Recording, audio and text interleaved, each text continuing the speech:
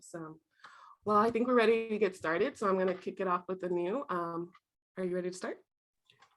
I'm ready. Thank you so much, Camille. And welcome, welcome, welcome. It's so great to see so many people here. So let me actually share my screen so we can get started today. Perfect. Here we are. And you can, of course, see one another in grid view on the side. So I know that there'll be more folks joining in. And of course, we'll be a part of that conversation together. So good morning, good afternoon, good evening, depending on where you are in the country or the world. I'm really happy to see you here. My name is Anu Gupta, as Camille shared, and I'm a scientist, educator, and a lawyer, and the founder of Be More with Anu. And what we do here is really train people in breaking bias so they can advance diversity, equity, and inclusion in workplaces and communities. It's so great to see some faces here from our courses. Hi, Trisha, and hi, Brooke, and of course, Jermaine. So today's topic, we're going to be talking about curiosity. And this is very fresh for many of us, particularly as we prepare to see friends or family members for the holidays. And even if you don't celebrate the holidays, really thinking about engaging in the work of DEI when folks don't agree with us. So this is going to be an interactive session. And I just want to preface this by saying that I don't have all the answers, and we may not get to the heart of a lot of the challenges. But my hope is that we can still place that aspiration within us to proceed. So with that said, without further ado, as in all of our events and courses, I'm going to invite you all to just come to a comfortable seated position, and we'll begin with a short mindfulness practice. So we'll just be here for a few minutes. So wherever you are, you can place your feet on the ground below you. You can rest your hands on your knees or on your lap. And if it's comfortable, you can bring your eyes to a gentle close or place your gaze at a stationary point in front of you. And for the first few moments, just notice what's happening in your mind. Perhaps you're just getting the day started or coming from a meeting. So there's planning happening or thinking happening. That's okay, just notice. Thinking, planning. And once you've acknowledged what's happening in the mind, see if you can bring your attention to your breath. Really noticing your inhales and your exhales. This breath that's with you at all times. And really savoring that breath in this moment. If the mind gets distracted, that's okay. Notice once again what it's doing. And then bring your attention back to this breath. Just for a few moments, really savoring it, appreciating it. This is particularly so important at a time where so many of us in our country, in our world, can't breathe due to COVID, due to racial injustice. So really feeling that sense of gratitude for this breath.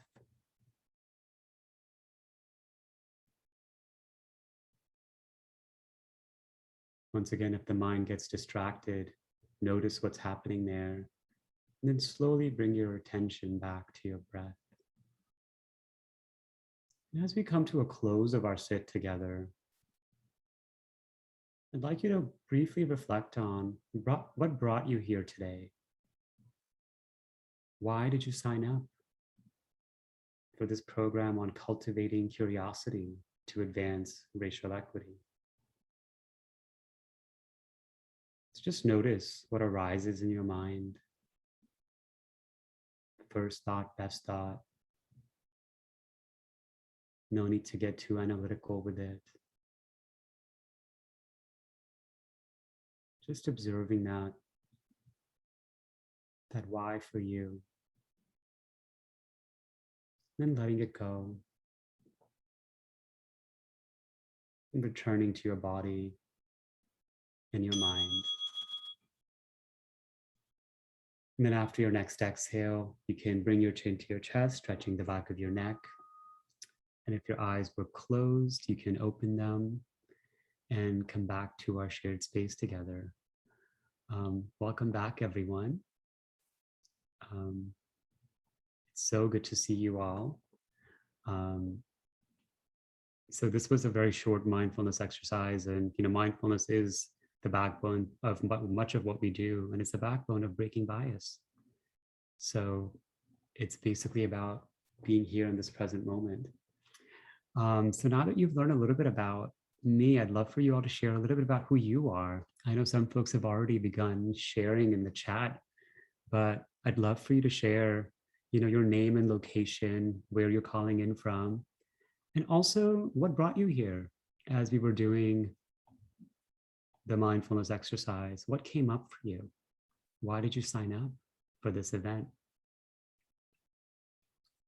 So we have Kevin from Newfields, Leah from San Diego, Jermaine from Massachusetts, Joanna from New Jersey, Angela from Boston, Kevin from Indiana, Newfields, Indiana, Sophia from Mass and in school in Connecticut. Camille is, of course, in Idaho. Trisha's in the Bay. Terrence is in Greenville, South Carolina, and shared they want to learn more. We have someone from the UK. Good evening, in Sussex, UK. And they're here because they have dual heritage children in a very white area. Then we have Anne Lee from Hamilton, Ontario, Canada. So we have an international crowd today. So yeah, please just continue to share in this way. Alex is also in the UK to widen their professional curiosity as a social worker. Wonderful. Teresa is in Oklahoma City, want to continue learning and growing. Trisha, one of our alums, is here to re-energize and receive inspiration. As I said, 2022 goals for myself and my EID department and leadership. Wonderful. And Joanna shared integration of curiosity with this work as someone who is in design thinking. So please continue to keep this going and keep going the chat. So I'll just introduce the topic for a little bit before we really delve into the meat of what we're going to be talking about. So before we go any further, I just want to introduce some shared agreements. So we will be speaking in both this large container with one another, but also in small groups. So we'll be breaking up into small dyads. And my request for you all is that this container be safe for everyone and also be free of shame, because shame is one of those afflictive emotions that prevents us from learning and growing and changing behavior. So to do that, we've just introduced 5 shared agreements. First one being using I statements. I think, I believe, in my experience whenever you share things. So I hope we can agree to that. Second being commitment to dialogue, which is the 2 wings of understanding and compassion. So really giving yourself the benefit of the doubt as well as other people, and remembering that we're really here to build and bridge these differences. Third is staying present. So important. We're talking about racial equity, about bias. Things will take us to the past, project into the future, and that's okay. But notice when that happens and see if you can come back here. Here we are with 24 people across the world in front of a screen. So just remembering that, bringing that sense of mindfulness. Fourth is really investigating discomfort, and we'll be sticking here a little bit. So there might be chances where you'll feel uncomfortable or discomfort around what I've said or not said or shared or not shared. But I want you to really investigate it. What are the stories in the mind? What are the body sensations? Because this is where we're going to get into the somatics of bias itself. And then lastly, privacy and confidentiality. I want you to take everything you learn here to the wider world, but of course, keep what others have shared private and confidential. So with that, I'm seeing a few other folks here. Welcome Beatrice from San Francisco and Hong from China, Hongling. Wonderful, this is so great to see. So what I'd like you to do before we jump into our conversation today is share in the chat once again, what is curiosity to you? And you can share, to me, curiosity is, or curiosity is. What is curiosity? As we jump in to really talking about how it's important for breaking racial bias. Karen shared wanting to know more. Kristen shared joy in exploring the unknown. Terrence shared desire to know something. Alexandria, to me, curiosity is having an open mind and asking questions. Teresa, wanting to know, experience, learn. Sophia, desire to know, learn more. There's that desire. I'm hearing these themes, knowing more, learning more, growing. Leah shared the spark that makes you find out more. Wonderful, wonderful. So keep that reflection going, because it's also really good for you all to reflect to yourselves. Hey, this is what curiosity means to me. The desire to seek for new knowledge, thinking big without the stress of right answers. Oh, love that, Jermaine. Never ending interest of getting to the root of something. Yeah, great, Colleen. So I want to kind of begin this conversation with a quote from Bernard Beckett. He's an author from New Zealand. And he says, human spirit is the ability to face the uncertainty of the future with curiosity and optimism. Last month, we talked about optimism. Today, we're complementing that with curiosity. It is the belief, and I highlight the word belief, that problems can be solved, differences resolved. It is a type of confidence, and it is fragile. It can be overshadowed by fear and superstition. So just as a way of introducing this idea of curiosity, the sense of confidence, right? A belief that problems can be solved and differences.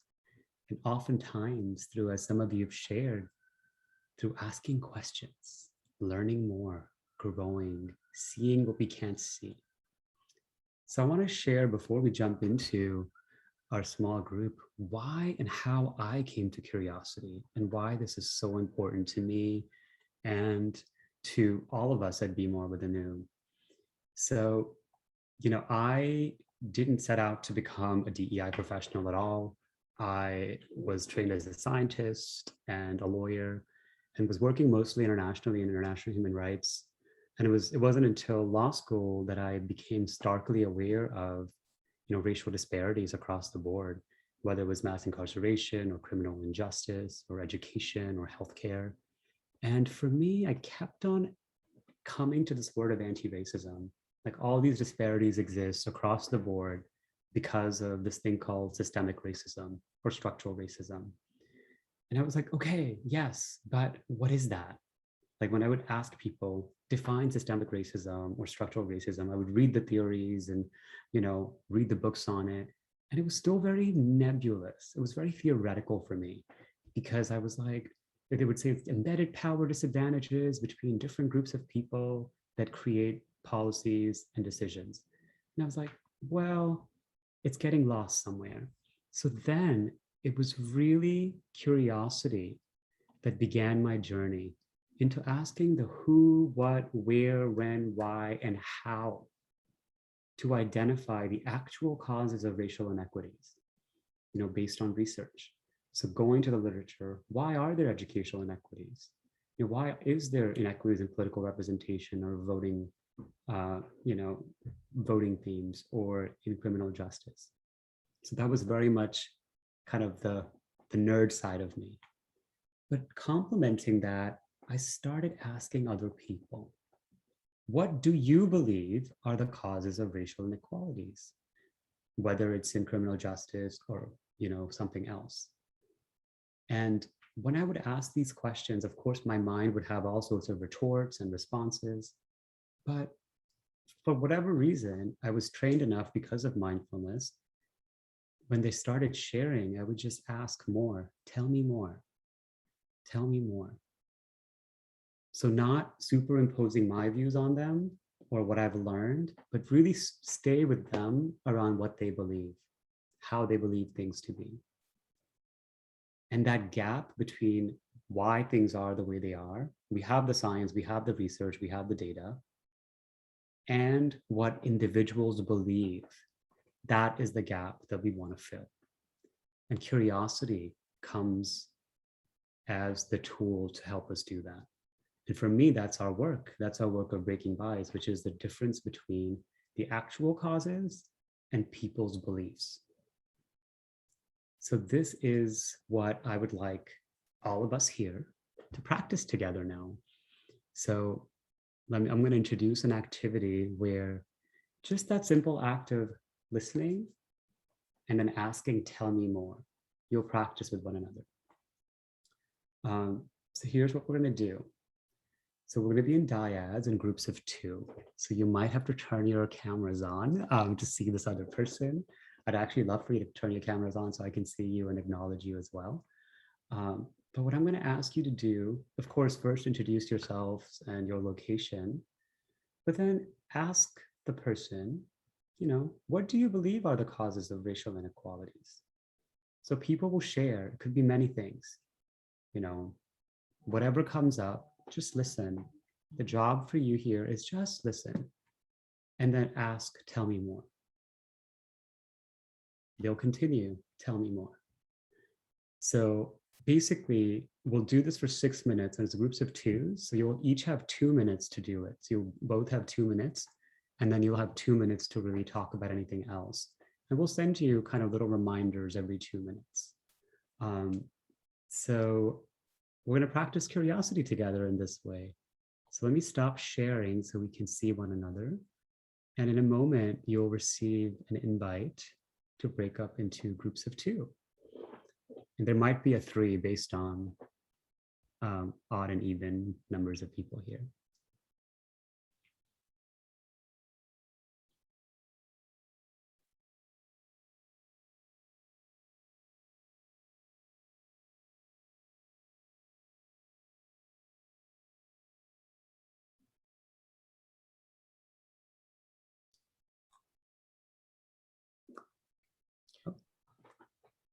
All right, so We'll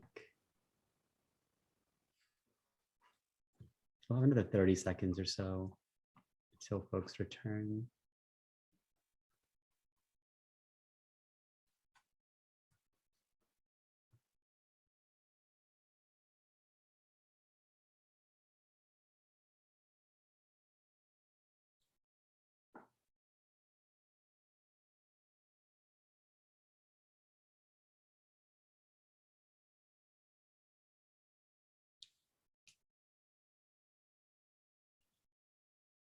Welcome back, everyone.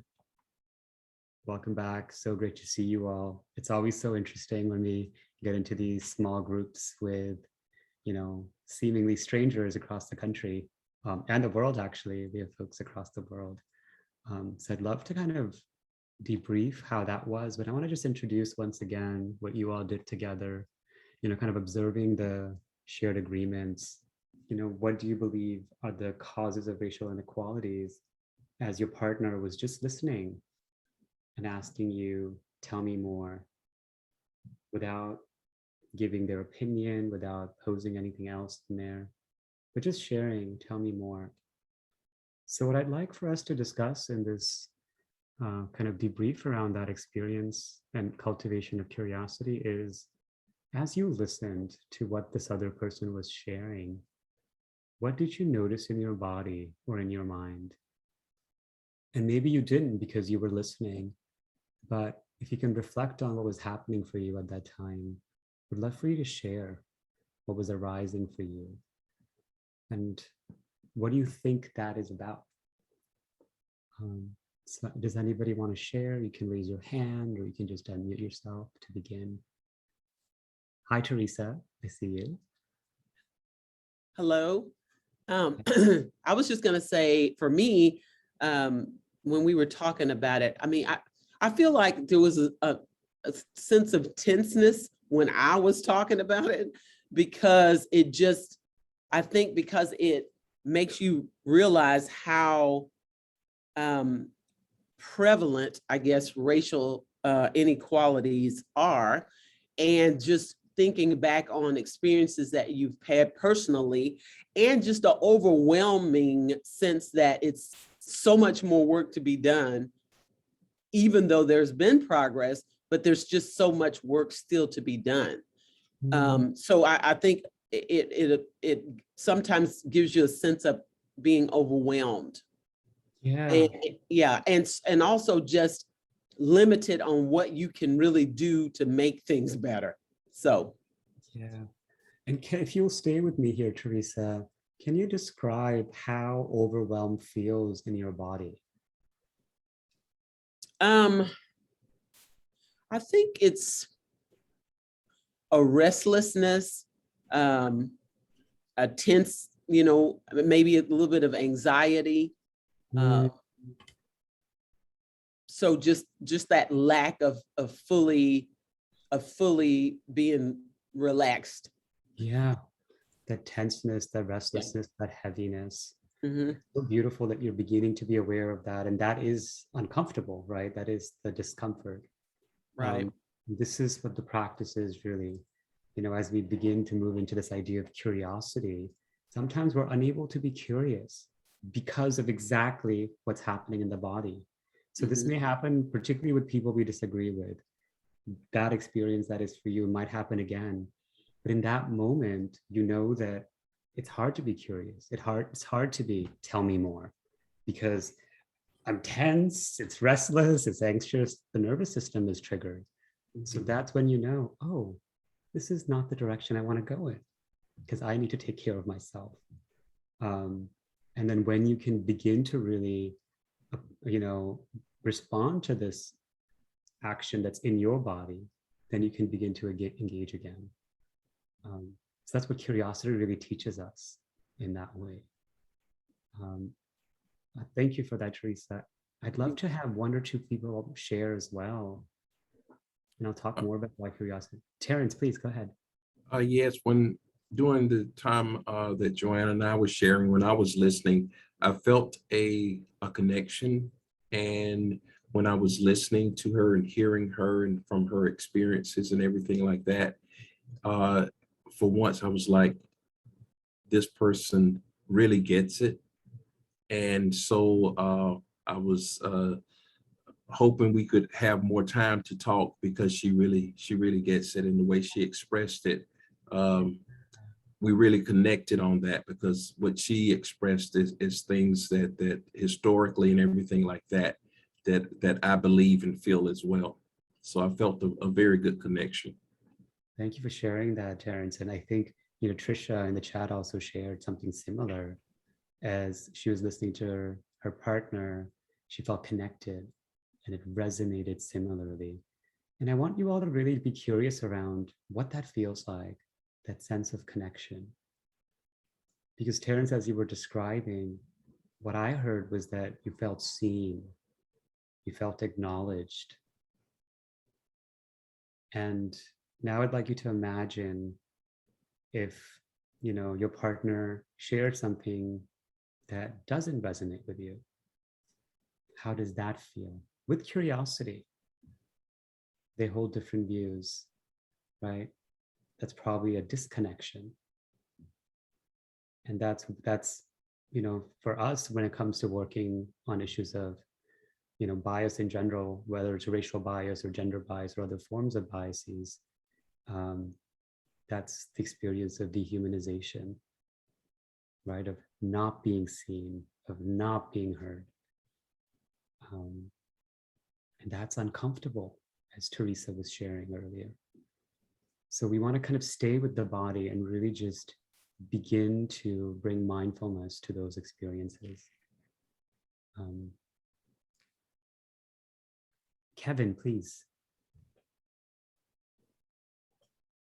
I think you're on mute. There you are.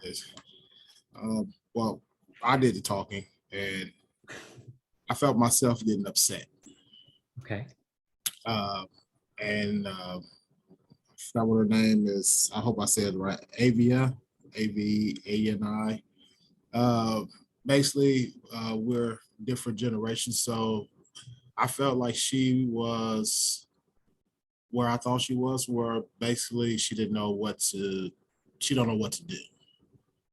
And where I was coming from, I was explaining something about my job and the racist thing that's going on here.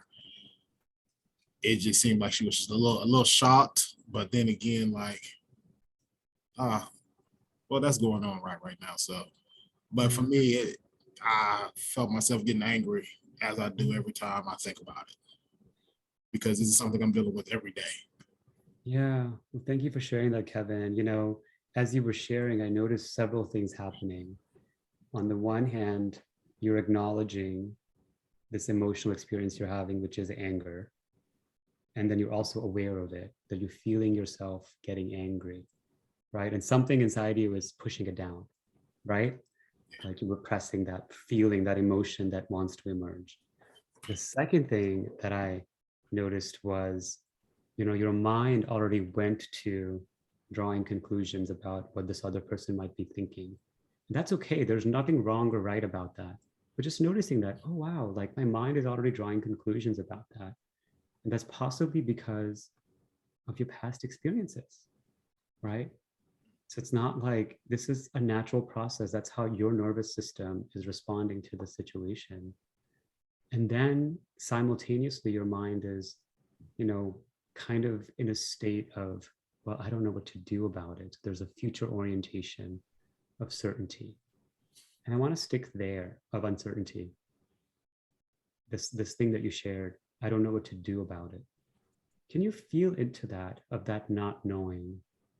And where is that present for you in your body? Not in your mind, but in your body. My chest and my heart, my chest gets tight, my heart starts pounding, and that's where it's coming from. Yeah. So I'm going to invite you to place your hand on your heart, at least for now. Oh, You can, and just repeat the phrase, I am here. I am here. I am here. So regardless of how anyone else in the world fails you, discredits you, kind of, sees you as invisible, whatever the experience you've experienced, I don't know it yet, but you can, at least for yourself, be there for yourself. Beginning, right? So, and this is the work of really kind of self-care, really beginning there with self-care, particularly if you're someone who's on the receiving end of bias.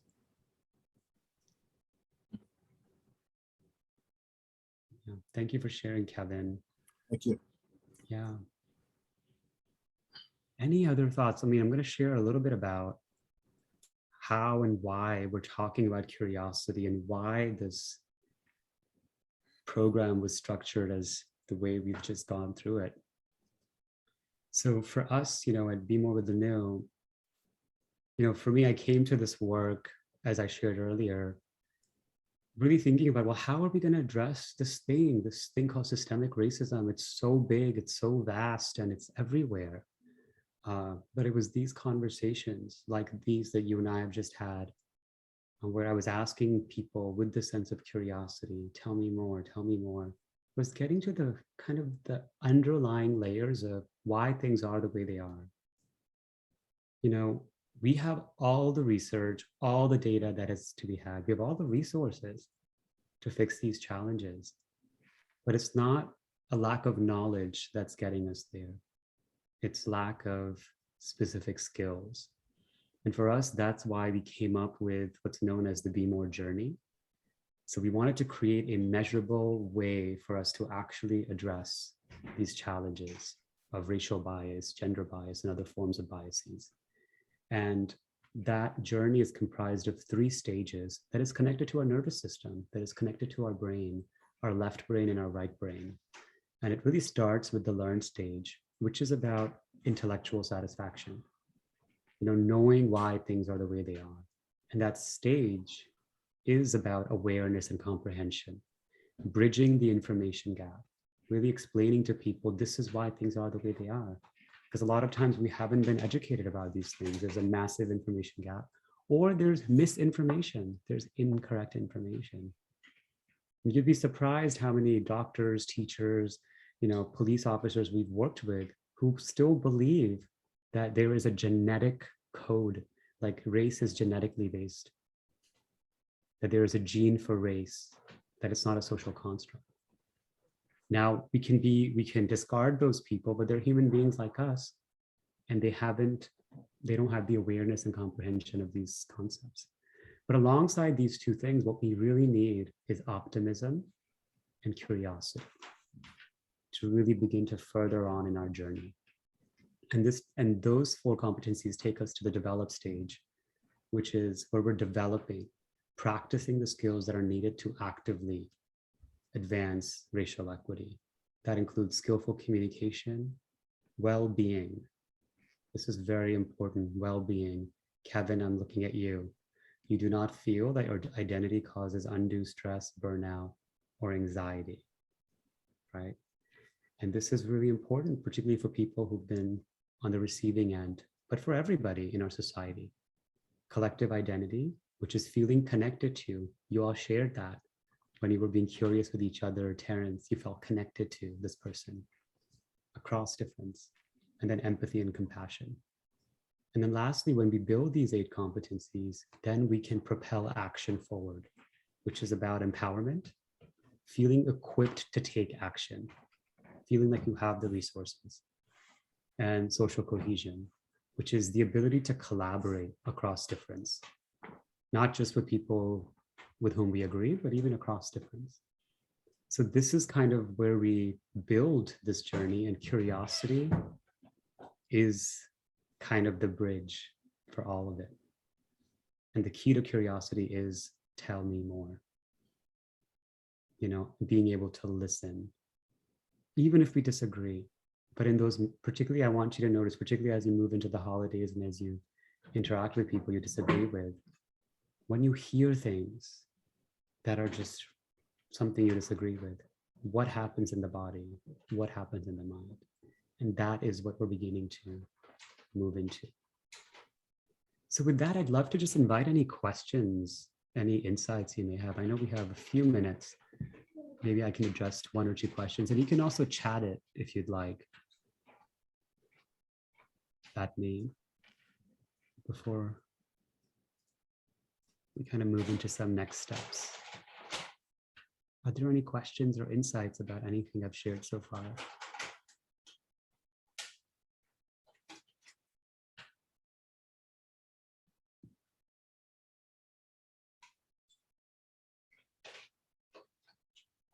Abby, please go ahead.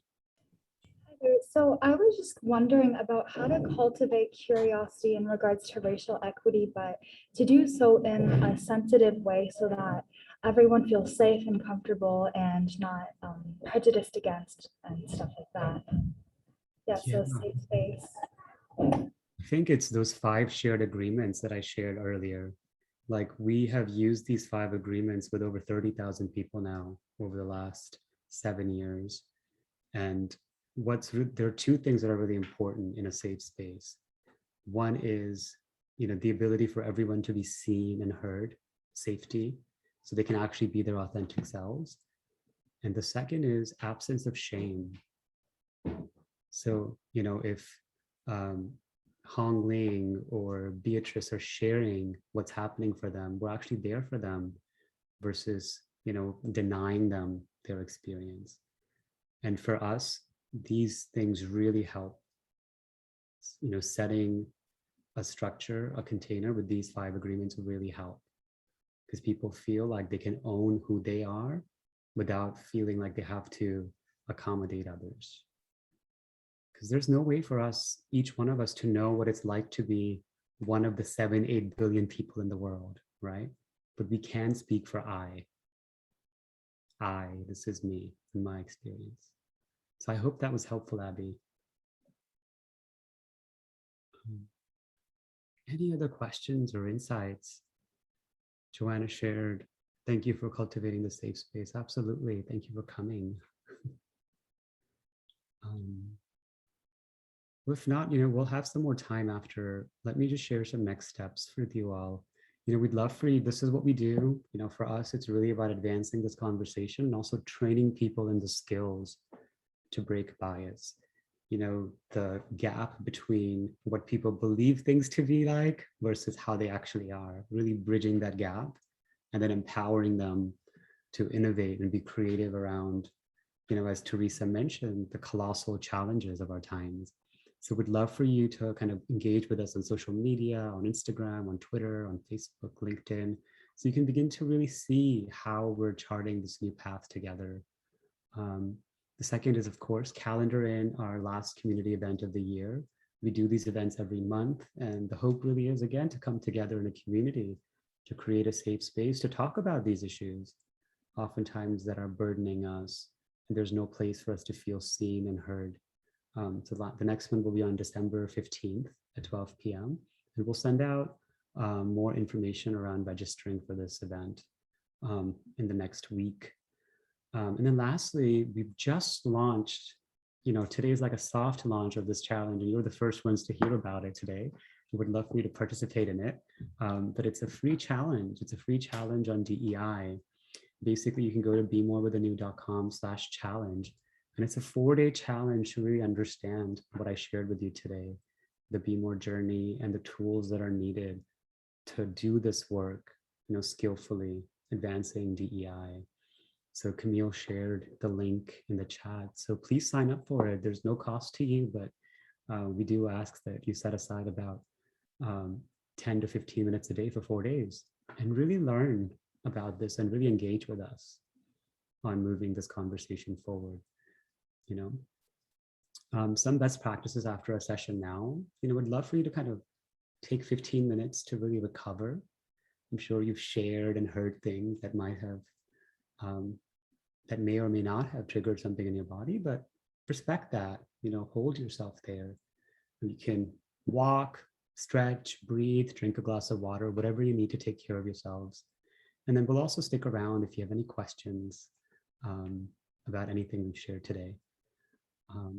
In closing, I want to share a quote from Elizabeth Gilbert, which is, if you can let go of your passion and follow your curiosity just might lead to your passion. So this is something really profound, when it comes to a lot of racial justice, racial equity work. We're so passionate about it, but then we get fixed onto a view of how things should be.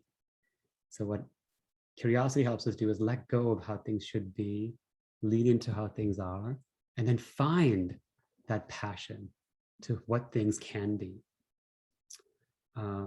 So with that said, I'd love to just close out with you all sharing in the chat, one commitment you have moving out of this to cultivate curiosity.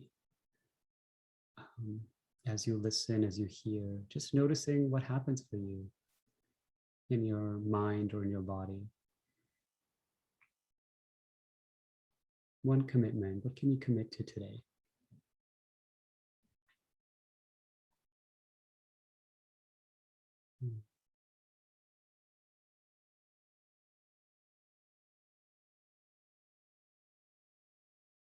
So feel free to share in the chat and I'll read that out loud.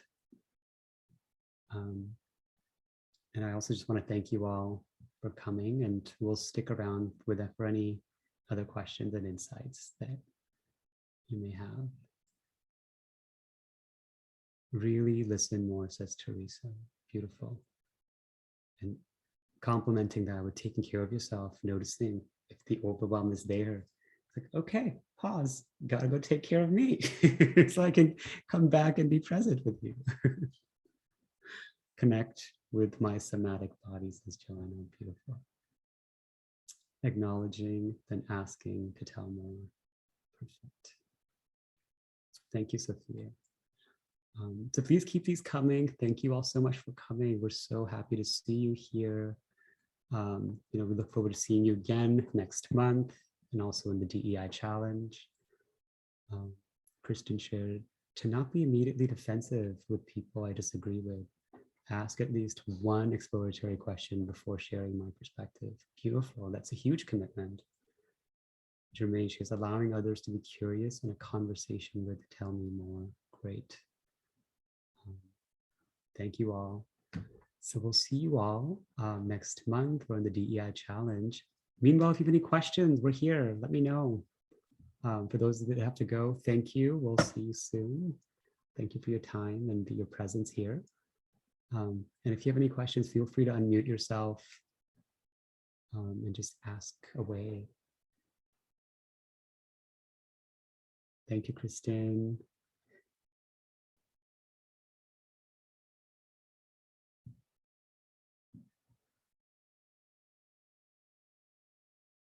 Thank you.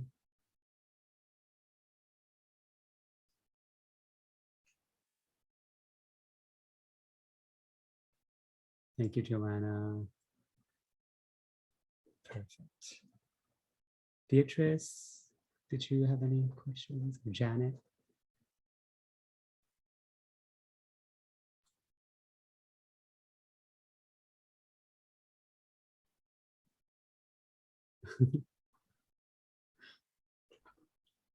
Okay, well, I guess if there's no other questions, we'll see you soon. All right, sounds good. Bye, everyone. Bye.